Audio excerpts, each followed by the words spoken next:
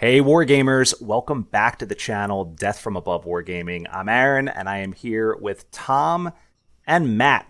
Matt's here with us. Dom's on sick leave. So we called in the big guns here. Matt Steiner, the legendary painter and good friend of the channel, and myself. And Tom is here to join us on this wonderful Sunday morning to talk a little Jump Point. We've got a very exciting topic today, actually very relevant, Matt, I think, to your life. This topic today is about bringing the tabletop to life with painting. All right, so we're going to talk about, as we know, as you come to expect, many controversial topics that some may find offensive, like, is it okay to use unpainted mechs? I don't know. We'll dive into all of these things. But first, a little patron Q&A, guys. A little patron Q&A. Maybe we'll go around the horn here and give like our quick answer on this one. This one is from Housemaster Poding, who asks, what is it that got you hooked on BattleTech? I thought that was relevant for the topic here. I will start. And I want to tell you, it's really the artwork. It's the artwork on the front of the boxes. Lad. Hi, but a wee lad. It's all the great pictures, right? Like on the front of the old box sets, right? Like I still remember the City Tech one, the archer, like, chasing down the infantry or whatever, right? And paging through the old 3rd edition rule book, all the great black and white art, and you sort of fill in the blank space with your mind and like recreating that on the tabletop. Tom, what about you? What really got you hooked on BattleTech? You. You're welcome. I'm a late arriver to the BattleTech scene, and it was really Aaron's a very insistent person. Play this game. Convincing. He's a salesman. He's a consummate salesman. Thank you. And got me hooked. But like, and I think too, as an adult, I always loved the video game. Matt, what about you? It was the video games. I mean, growing up with 40K and games, I always wanted to like BattleTech, but that aesthetic just rubbed me the wrong way. Like, I wanted to love these robots so much and couldn't. But then with the lore in MechWarrior 4, Vengeance, Mercenaries, it was over for me. So I'm a child of the Civil War and the Clan Invasion. So once I had Vengeance done, I knew I was, ready for BattleTech for life. I love it. Yeah, we constantly talk about our shared love for MechWarrior 4. What a fantastic game. Let's jump into our Ready Room Roundtable, shall we? So the first question, and Matt, we're going to start with you.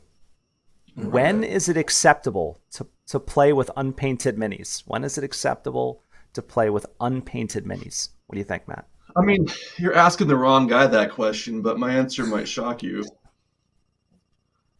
Honestly, anytime. I am shocked. Tell me more. I know. It was not the answer I was ready to give until I thought about it as you asked. And the thing is, it's getting you playing BattleTech.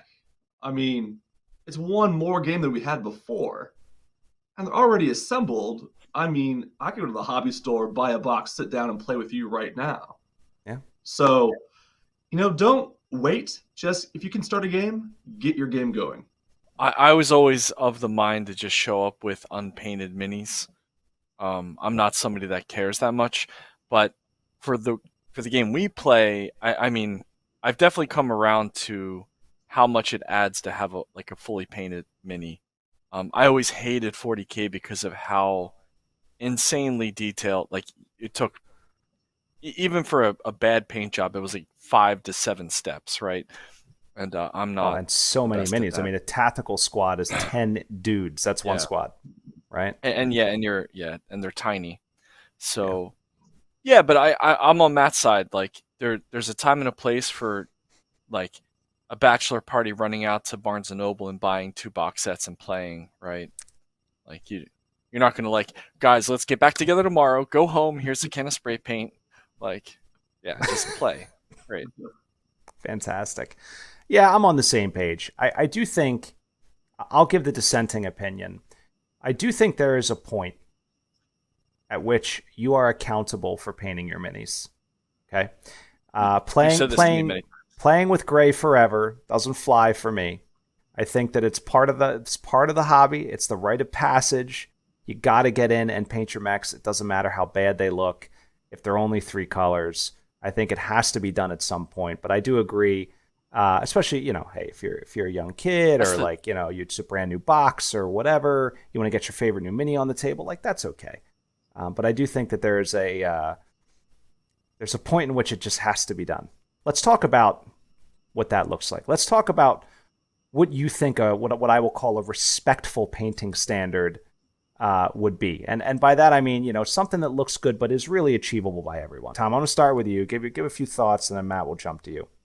Yeah, you can get a super passable tabletop standard by having one color with a dip and paint the base black. Painting the base after you've painted the mini makes such a difference. It's pretty funny to me how much more you don't realize it, but if you actually went through and clean up the base, it makes a big difference to me. So yeah, so you could even do like an olive colored mech, as a camo, and if you do a wash on it, it looks great. You could get away with it for sure. Yeah, Matt, what do you think? Yeah, I'll build off of what Tom just mentioned. I agree about the base comment. It's very simple and goes a long way towards immersion. But as far as this kind of yardstick we're using for this base level paint job, yeah, base coat, wash, do something to your base.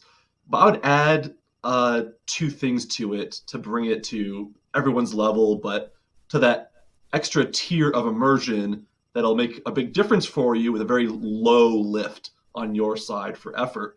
And that is do your weapons like in a gray or a metallic. It's a small piece. Just choose a main weapon or 2 to make it contrast with the rest of the mech. And then the little extra is go on a limb and do something special, like make an arm a different color, do some splatter camo real quick with a spray or something. Just it's a little piece to make it yours. Yeah, I'm thinking like speed paint the base, like like Draconis Combine. I want to get red. I want to do 2 coats of the blood red or slaughter red, whatever the hell it's called. Boom, done. Right, let it dry. Do the guns in silver. Do the cockpit, and if I'm not bold enough or brave enough to do the cockpit, yeah, maybe I'll paint the knee pads black or the shoulder pads black or whatever. Right, and that's it. You're done. And I think that's respectful to me. Like that's a good effort. Like you put that in, you tried to make them look, like presentable, and that to me brings the game to life. And this circles back to, I think, the very first question, right? The patron question, and what really attracts you to the game, and things like when you play the game, like you want to kind of be in it, right? Like I want to sort of be like that immersion. Tom and I, we always joke about like immersion. You're ruining my immersion, but like it's true. It's like you want to look at the mini and you're like, man, that's really cool. Like that, I can see that. Yeah. Yes, yeah. So we play the games, we read the books. We want to role play as mech commanders. I mean, that's an excellent way to put it. I mean, we wear the really cooling suits. It's about rolling 2 6-sided dice. It's about the lore. All right, so let's leave the viewers with something useful. So Matt, I'll start with you, and then Tom will ask you. So if you're if you're going to give a beginner one technique to learn that you think they will get a ton of mileage out of, washing, dry brushing, panel highlighting, decals, whatever comes to mind, the one thing that's like, ooh, should I do this? That they're like, that you really think will help take their mini to the next level. What is it? Yeah, this will sound advanced, but honestly, it's one of those things that once you give it a try, it's like learning to ride a bicycle. It'll pay dividends to you for the rest of your life. I'm not trying to over dramatize this, but lensing. So if you want to do a laser, do red and then a dot of orange. Do a medium laser, which is green, and a dot of light green. PPC, blue, and a dot of white or light blue. If you just play with it for a few mechs in a row, you'll have it. And there's tutorials everywhere. So I think it's easy, but it's going to make your painting go to such a higher level so fast. Yeah, that's a good one. Yeah, I didn't even think about that. Cockpits too, glass and stuff. Yeah, it's basically the same. That's why it's universal for weapons, cockpits. It's nice. I like it. That's a great, yeah. I mean, and I don't ever like to say it because I think it's a cheat for me, but it isn't that hard, and it really does look quite good. Yeah. Yeah, for me, it would be loading your paintbrush. I don't know if there's a correct terminology for it, but when you're painting inset cockpits or even like the barrels, and you use a thin pointed brush and you drop the paint in and it sucks out into the corners. Like that little technique is such an easy way to get clean fill. And it works for like deep lines around barrels and all sorts of stuff. You can use it for washing and then sucking the paint back out with a wash, so you can thin it out. That technique or understanding how paintbrushes work with the medium gives you a lot more control. My advice would be decals. Just do it. All right. It took me forever, and I was petrified of doing them. They're not that hard. They're like so easy to do. They're tedious, but they really will bring. I mean, so much you don't have to do. Like if you did like that aforementioned speed paint the guns, do some jeweling or lensing on the thing, and then you throw decals on, you're gonna look like it's like pro mode. Like great. But there's a couple of like tips also. Actually, I'm going to give just one more. And actually, Matt, it was something you said. It was the first time I interviewed you before we really got to know each other. I had you on the channel. I think it was when we were doing hyper pulse uplinks. And you said to me, I said, well, what's your advice to the audience? And you said, paint bravely. That was your advice. I need to get... I stole that from somebody else inadvertently because it was at the tip of my brain. And they just keep on saying it. And I just absorbed it. And it's such great advice. Yeah. And well, there it is. And like that stuck with me, and I've told others, and like it is such great advice because there are so many times where you're looking at the 80% done mini in your hand and you're like, God, this thing looks so good. Do I really want to F it up? Right? F it up. Yeah. You want to F it up. You just go for it. Yeah. Just go for it. Paint the arm what you want to. Just go do the stripes. Go do the little checkers. Do whatever it is that you need to do, because if you don't try, you'll never learn. And it's great for new painters. You just got to get in there and elevate your game, because you cannot play with unpainted mechs. I'm just kidding. Or am I? All right. Let's move into our rapid fire segment on the heels of this lightheartedness. So the rules of the game, Matt. All right. Since you're new to rapid fire. Yeah. All right. Just got to be quick. What comes to mind. All right. Most of them are 1 or 2 word answers. All right. Hover my hand over the buzzer. Over the buzzer. So what I want to do is I'm going to ask a question. Tom, you give your answer. Matt, you give your answer. All right. Ready? I was going to say it's first to answer. No, I'm kidding. We're not first or last. All right. So here we go. First question. What feels more right? Camo schemes or parade schemes on a battle mech? Parade schemes. Camo schemes. I go with camo schemes. I'd like parade schemes. They look cool, but I don't understand why you would paint your mech hot pink when you're going into battle. But it is what it is. Battle in my mind. I do regimental standards or something rational. Right. Worst unit you ever painted, Tom? Oh, I tried to do a Tron effect on a mech, and it was the most god-awful thing. Remember that. It was an Atlas, wasn't it? And I was so bummed about it. That was the worst paint job I think I've ever done in my life. I really thought I was going to nail it too, and it was like that, the Jurassic Park theme, the meme where it was that. So good. Oh, like, Matt. Behold. I have so many examples of just complete carnage that I've done before that would just be ridiculous. But probably in particular was using solid metallic for an entire mech. It's one of those color shift metallics, and it was just sad tragedy. I tried them before. Yeah, that never worked out. No. Yeah. I tried that on 40K mechs, actually, and that's where it really didn't work. Yeah. All right, last one. What's the next faction? Wait. What about you? Come on. Wait. Jeez. So the worst... You're not going to wait for this. So I won't cite my childhood because that would be unfair to 15-year-old Aaron.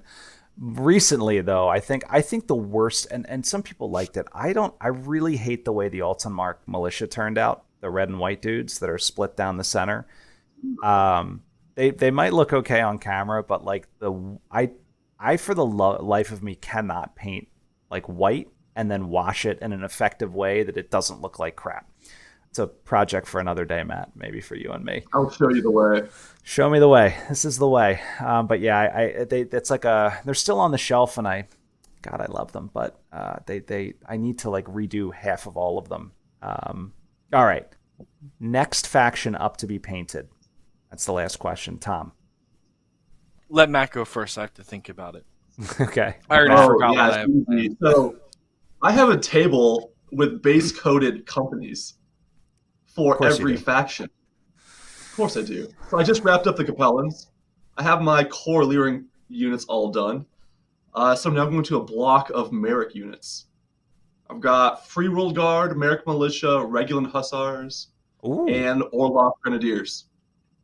I like the Regulan Hussars. So that's like that sort of like ochre colored unit, right? I really like that. Yeah, I'm going to do the 6th with the purple highlights. Oh, very cool. That'll look good. Yeah, actually, now that I think about it, I don't have a specific faction that I was painting. I did want to do Steiner, but I was trying to paint something that was either yellow. Remember, Aaron? Yes. And I don't really. We were talking about Robinson's Battle Academy, but you weren't into it. Yeah, I don't even like that name. It sounds like an anime. Losers. Yeah. The Canopian Cuirassiers are yellow and are awesome. I actually know how to spell Cuirassiers, which is great. Oh, dude, they are. Oh, yeah, the first Canopian Cuirassiers. Yeah. Heck yeah. Oh, dude, they're actually really good. Beautiful. Could happen. And when we do the battle report time, you can wear the cat ears and the cat tail. Let's move on to our next segment, Trivia Tech. Tom, this is your favorite. So you need to pay very close attention to these amazing questions that I have scraped out of the depths of Sarna. All right, are you ready for this? Steiner, I'm undefeated. So, well, actually, Tom you got beat by Dom on Christmas. Yeah, I know that. Okay, all right. The elves from hell. We can agree to disagree. Yeah. All right. When in Rome. So the first question. Go on. The LBX, as in LBX autocannon, stands for A, large bore extended, B, light barrel extended, C, Lubalin ballistics, or D, no one really knows.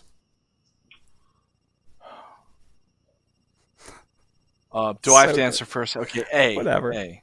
You think it's large bore extended? I do, but I also absolutely don't. I think because it's BattleTech, it's probably something completely ridiculous. But it's true. A. I'm in the same boat that Tom's in. I'm going to say B. All right. Light barrel extended. Because it weighs a ton less than standard. So it's one of these things in the lore. The correct answer is actually D. Nobody really knows. All of A, B, and C are proposed potential things that it could mean, but there's no actual definitive answer for what LBX truly stands for. But you're right. It is lighter. It is longer range. Who knows? Who knows? All right. Who wrote it first and is responsible for this travesty? All right, you ready for this one? I'm ready. Here we go. Zeus Burger is A, the governor of Arcadia in 2778, known for harboring Amaris sympathizers. B, a move patented by famous Solaris 7 mech warrior Hans Berger, which involves smashing an opponent's cockpit between his Mechs modified fists. C, a fast food chain renowned for the Harpy meal. Or D, when a Zeus pilot steps on a small vehicle, smashing it down into what resembles a hamburger. What do you think the correct answer is? B. No question, B. D? B. B. So you think it is the Hans Burger? Yep. Okay. Yeah. Solaris 7 move. Modified fists. Yeah. Okay. Yeah, I love all those answers so much. Besides the first one, they're all very good. 3 of them I made up completely. Naturally, those are the good ones. So if I choose the one that's boring, A, I'll probably be right. So you think it is the governor of Arcadia, known for harboring Amaris sympathizers? Yeah. Sure. Yeah. It is a fast food chain renowned for the Get Harpy out meal. of here. The Harpy meal. Oh, It's man. true. It's in lore, Oh, my guys. God. It is in lore. I Zeus can't deal Burger is with a it. fast food chain. I think it's in Steiner space too. Of course, you should know this, Matt. I should have known as soon because I love Solaris 7, and that was I just was my bait. That was my such obvious my bait. blogs attractor. Yeah, exactly. Oh my god! I always have box seats at the Devious. arena, so I never go through the fast food stuff. We get catered. It's I well know. all right, you aristocrat. Give me my tendies. Yeah. All right, last trivia tech. Here we go. Okay. This one's a good one. In 3132, the jump ship Farstar was declared missing en route to the Draconis Combine with passenger Hans Halrohr on board. Okay? We want to know who Hans was. Was Hans A Federated Sons diplomat seeking to broker a deal with potential separatists on Combine border worlds? B, the starting striker of the All-Terra soccer team? C, the captain of the Farstar? Or D, a famous chef that was actually a Dest agent returning home to Combine space with critical intel? D. You think it was the... Okay. I love Dest agents, and this is more. I know that it's bait for me, but I'm doing it. D. You think it was D? You're not going to get me twice. Fool me once. Shame on you. Fool me twice. I'm not going to get fooled again. So let's do it. Yeah. I'll say I'm weak on my 3130s. I kind of start running out Not of judging steam by after those the guns, 40s. man.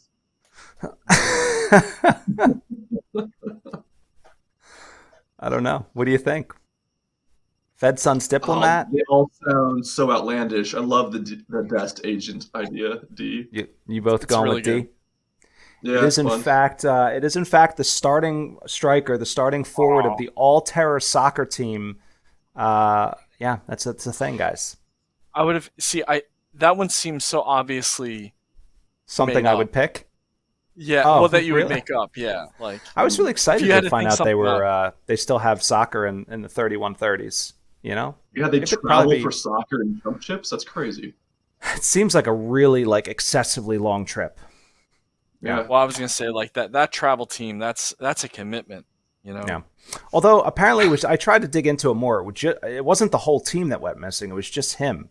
So I don't know if he was just on it by himself. Who knows why? Maybe would he was be a on Dest agent. Maybe Yeah, he he was was the definitely a Dest Dest agent. agent. Definitely. I solved the mystery.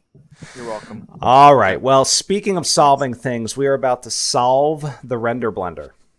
I don't know how that Man, works, I can't but believe how badly I did yet again on the trivia tech. Those are Dude, great. they're so good. Those are so good. Yeah. The best part about it is when I get to make up the other answers because I'm like, these are so crazy, but they're not any crazier than the actual answer. Yeah. Like some of They're this, all very believable. the BattleTech Yeah. lore there. I'm It's gonna like have a lot of research literally, to do before next time. and Sarna's fantastic for like cataloging all of this stuff. Like it's unbelievable. All right, so let's check it out. We're doing the fire starter. I thought when this one hit my desk, again from Anthony Scroggins' Patreon, he posts these regularly. This one's been out for a very long time. I loved it compared to the old model. I loved it. So, Tom, we're gonna let you blend away. Matt, feel free to chime in. I'm gonna go full screen here. Let the blending begin. Matt, you're the guest of honor. Why don't you give it a crack? Yeah, I guess this is great to see because, like what Aaron said, the old models were so wonky. Yeah. I mean, it's got nipple lasers and it has an Audi. Right. Well, it has a third boob like from Total Recall. You know, it's great, and it has the Metroid head. It's awesome. It has a built-in 6-pack holder on the shoulders, so that's pretty sweet. Yeah. I imagine you could mod it to have like the tubes running to the helmet like a beer helmet. You know, it'd be pretty cool. Yeah, dude, this thing is awesome. And again, please, anybody who's not familiar, do a 5-second search for the Firestarter, the original IWM, and behold the beauty. It is so much better. What are the things like flares on its shoulders? Does anybody know what they actually are? They're I fuel thought those tanks were for the tanks for your flamers. yeah. Flamers? Okay. Pretty cool. Yeah, so it's propane, so he's the grill master actually. They're just that's Yeah. amazing. Where's the smoker? Can you tell? I can't really see it, but yeah, dude, this guy's great. Oh, there it is. Okay. It's on the back. I like how it has basic it really is it's like the barbecue backyard master. Look, it even has like floaties for feet so it can go swimming in the pool. This is great. I love it. There's a lot of really cool But features on this mech. The head is there's still some like things going on oh, that are there for people to paint, I can tell. The visor is big and smooth, so it go for oh easy painting. And yeah. then, if you look at the articulation of the joints, they're done so in a way for you to be able to metallic them. Yep. And I was gonna say, like, this is something that Scroggins, I think, after that first wave of designs, they really figured out that they have to like really define the cockpits so that they're easier to paint. There were some bad ones in the first. I mean, they're not bad, but they were hard to paint Mhm. cleanly. Hmm. And they've done such a better job really pulling those crevices in. I mean, deep crevices. You know what I mean? Like Mm. you can slide a credit card through those bad boys. I take credit. Yeah, and this is great. And what I was gonna say is that I think I appreciate, and I would like to hear his input if he's watching this. Feel free to make a comment, Scroggins. But you know the proportions remind me of the old one. The head is a little bit bigger than it needs to be. Which again, if you know the original Firestarter, the head was about 50% of the mass of the mech. So I like that they kept, and the legs are pretty skinny still in comparison to the shoulders and stuff. So yeah, it's great. It really echoes back to the original, which I think a lot of people liked for sort of the retroness of it, and he hits all those sort of high notes. He was able to integrate the shoulder canisters, which when you think about it are ridiculous, right? Like you would put flammable stuff in this glancing hit location. So yeah, I don't know, Aaron. What do you think? Yeah, I love the definition. The other thing I love, first of all, I love this rendering. I love the pose. I love that the flamers Good are pose. angled down as if they're ready to cook some infantry. Mm. This is not a mech killer. This thing is just ready. It almost looks like it's Clean up the angled over. battlefield. It's just cleaning Yeah. cleaning house. Yeah, and very very cool. I do love the helmet. And it also has. You Yep. pointed this out in one of the other render blenders, but you can see it over here, and then you can see it here. Right there's an antenna, and there it looks like it's got the little Port. hole that you can stick you can drill out and stick the metal antenna in, which I love Yeah, I when they do appreciate that. those for sure. Appreciate it. Yeah, lots of great detail. I think Yeah. overall I do on want to this point guy. like the shoes. It's wearing like a pair of Kanye's, Yeezys. It's a really interesting foot. Like I really It's for it's I haven't squash. It's seen for one like it. infantry squash. It's for making Zeus burgers out of vehicles. Zeus burgers. Yeah. We talked about this before. There were a lot of like design element reuse in that you could see throughout some of the original designs, but then there's these ones like this one, the Merlin, right? They look like completely Just different, right? They come from a line of engineers, different underpinnings, different actuators. Like I love that. I love the yeah. consistency, but I also love the ones that aren't consistent or the different sort of lines of evolution. I think that's really neat to see. And again, tying it all into that sort of immersion and bringing the tabletop to life. Like these are the little things that maybe the untrained eye won't see, but when you put it on the table, like you can appreciate it. Why don't we wrap this one up? So a couple of things. First and foremost, don't forget about Aries Games and Minis. If you just can't wait for the new Firestarter and you want to go get an old Ironwind Metals Firestarter, you can get one at Aries Games and Minis. You can also get all the new books, all the new dice, all the new force packs, everything over there. The terrain, there's great terrain like we were talking about, Hardware Studios and Thunderhead, some great stuff there. So you can get your hands on all that stuff over at Aries Games and Minis. So that is the first thing. The second thing, Tom, would you like to do the honors? What is the second thing that I would say, Tom? Like and subscribe. Obviously, like and subscribe. If you want to get more involved, check out our Patreon. For as little as $1 a month, you can become a subscriber and support the channel. We had to pay Matt a huge fee 7 figures to show up tonight. Yeah. It was actually insane, and the NDA and all the M&M colors and all it was wild. I couldn't believe it. M&M colors. Yeah, Kroners don't grow on trees. Yeah, it's good, but yeah. So yeah, Oh my I mean, God. Patreon's where it's at. Help us out. Be part of the community. For the record, we paid Matt nothing. Matt, thank you for showing up on this wonderful Sunday morning, Matt. I should say. And we do appreciate you being here and your insights as always. We'll do another one soon, perhaps. But that's it. That's all we got. So, guys, let us know your thoughts. Leave it in the comments. Tell us what you think about painted versus unpainted. Tell us about your best tip for beginners and what you think about the Zeusberger and if you'll be visiting one anytime soon. But that said, we're all wrapped up. Thank you so much for watching. And, of course, stay tuned. Always great stuff coming from Death from Above Wargaming. Have a great day.